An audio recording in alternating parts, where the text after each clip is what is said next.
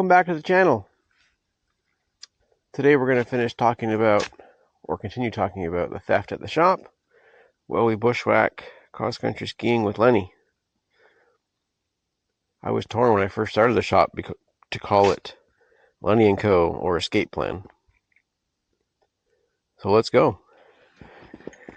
And I also want to thank a friend started a GoFundMe, and it's the amount of support. Thank you all so much. So if you want to check that out, here you go.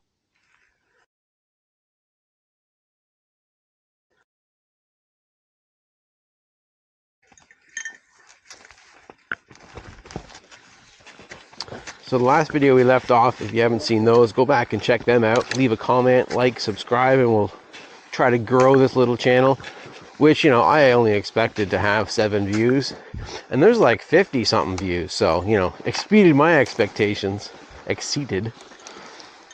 Maybe I should have set the bar higher, but that reeks of effort. So last video ended, the thieves had broken into the truck, and I was just getting back to the truck and found the broken lock and was scrambling around looking for my wallet.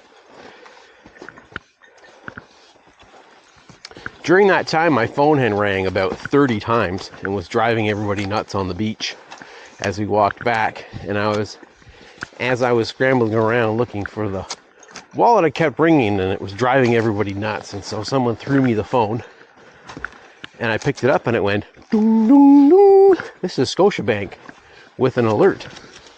And, I said, oh my goodness, must be about my wallet. And a man picked up and said, this is Scotiabank. Your cards have been compromised. Is this, said my name. I said, yes. I'm going to transfer you to the fraud department. Then there was some hold music, the typical elevator music. And then a woman got on the phone and, gave me all my credentials, which I guess is a red flag when they give you your own credentials, and said that they had stopped theft on my debit card.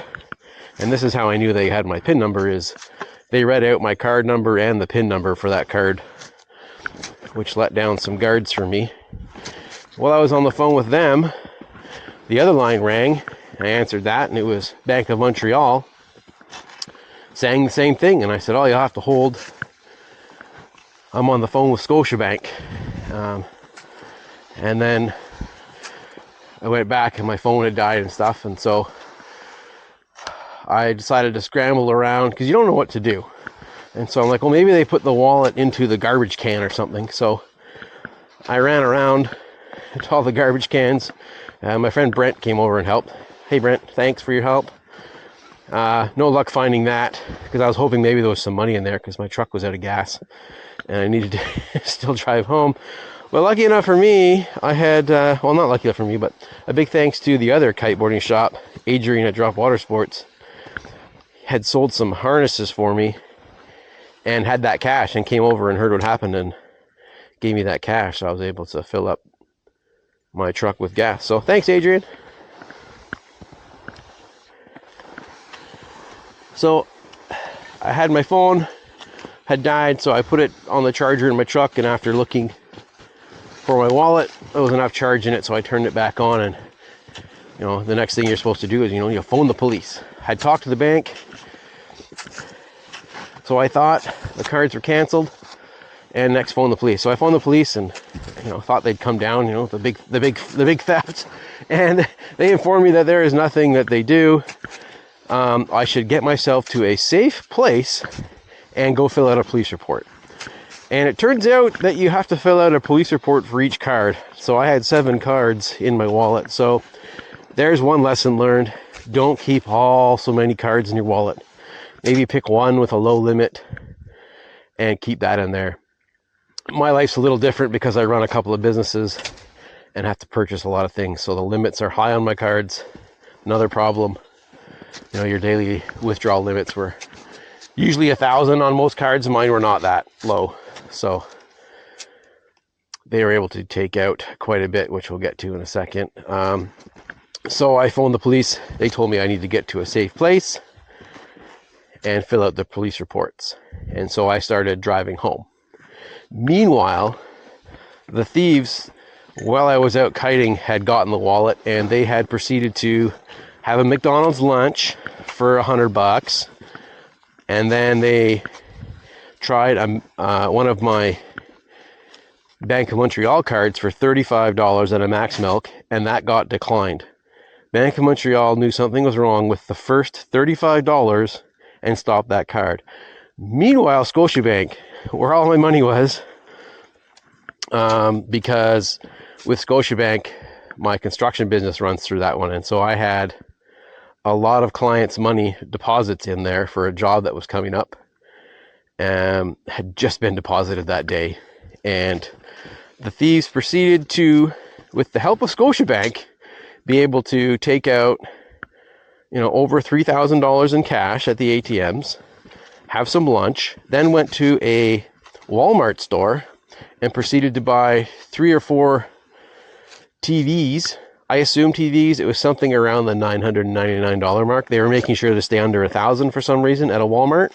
Maybe make a comment down below. Is there some sort of security at Walmart? But even the Walmart cashier should have known something suspicious. Hey, this person keeps coming to the cash, buying something for under $1,000 right at $1,000. But no, they just let them go ahead. So 3 or 4 TVs later, and all the daily limit finally hit. The card was maxed out.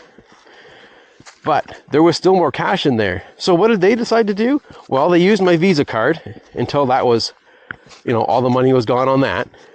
Then they decided that they should transfer the rest of my cash from my personal accounts onto the credit card. And guess what? There isn't. There's no daily max on your cash advances. Now, I've never done a cash advance, but for some reason, Scotiabank, that'll be a whole other story when I talk about the escalated concerns department, let them take the rest of my cash out on cash advances from my credit card. So again, transferred from my personal accounts onto a credit card. So the card was filled up more than the credit limit was even on it, and then proceeded to be able to take the money out through cash advances at a bank machine at a Scotiabank. Just wild. Meanwhile, Bank of Montreal stopped the first card at $35. So why that is, I don't know.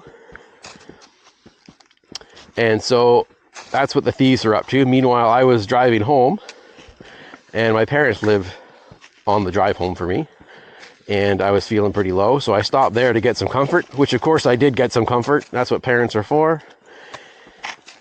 And I told them the story of what had happened, and then I got home, and about 5 minutes after getting home, my dad phoned and said, "Are you sure that was even the bank you spoke to on the phone?" And my heart kind of sunk. And so I had to Google the numbers, because when you don't have the cards, you don't have the 1-800 numbers to call on the back of the card. So I found those numbers, and sure enough, my cards had not been canceled. So they were still using them. It took 2.5 hours on hold and whatnot to get my cards canceled from all the banks. So that's another issue. Had I had a newer phone with apps on it, that may have helped, may or may not have helped my situation, but I had an old phone with no apps on it, so I had no alerts. So that's something I would recommend to people, is put those apps on your phone. You don't necessarily have to have the banking app on there, but at least have the alerts if your money is going out, about it. I unfortunately was told I cannot do that now, because the thieves got into my phone somehow. I think when I answered that phone call, they were somehow with voice recognition. I don't know how they did it. So again, if you want to leave a comment, they were able to open, the only thing I consume is telephone banking, and take out some more money overnight, even though I had canceled the cards. There was still some money left in one of the accounts. And when I went the next morning to my branch to try to get something done, I was informed that there was now no money in any of the accounts. So everything had been drained. And because they were in my phone, the next morning I tried to phone. I was getting text messages, and they were coming in through in like code, making no sense. So I thought maybe it was a glitch with the system I'm with Kudo, so I thought it was maybe a Kudo thing. And So I was talking to my father, and he said, oh, you should phone Equifax and TransUnion and let them know that you've had your identity stolen and whatnot. So I went to make a phone call, and when I phoned TransUnion, it said, to complete your call, please enter your credit card number. And I said, that's weird. So then I tried Equifax. Same thing. To complete your call, please enter your credit card number. So then I tried phoning someone else. To complete your call, please enter your credit card number. Never heard that message before. So I used my other phone and was able to call my dad and said, can you try calling, TransUnion and Equifax? He phones, gets right through to a representative. So they were somehow in my phone. So I scrambled over to the telephone store, and the guy, sure enough, said, yeah, they're in your SIM card somehow. We're going to have to turn this phone off. And so they turned my phone off. So I had to get a new phone. They were very helpful at the phone store, I must say that. But he also informed me that, yes, the bank apps are secure, but he probably shouldn't have been telling this. He said ooh, there's snow down my back. Ooh, that's cold. That the telephone companies aren't secure. So because these thieves had all my identification, there was no way to tell on their end if I was them or if they were me. And so at some point they should be able probably to be able to turn off the phone I have now and take all my apps off it and have another phone. So I was told not to get any banking apps. But I did put the alerts on, so I do know if someone is, when some money comes out of the account, I do get informed about that. And so that's pretty much where we are at the end of this story is, the thieves have got all my money out of the accounts. I had finally spoken to the banks, got them canceled. And that morning I had gone to my branch, which was zero help. I have a business manager. I had to phone and make an appointment just to see him. He couldn't do anything for me. And I asked to speak to the branch manager. And he pretty much yelled at my manager saying, you can't just throw something like this on my desk in the middle of the day. Now, I run a few businesses. If there's one thing you got to do when you're a manager, is you got to be able to multitask, or at least this was a pretty big issue, and I just got shoved to the side. I still haven't spoken to that manager. Just because that tone that he had, I knew it would upset me. So I haven't bothered going back there. Probably going to do that this week. But so that's where we are. So the next video, I'll talk about the next sort of steps I had, and that'll probably be the final video of it. So thanks for listening. Thanks for watching. And say bye to Lenny.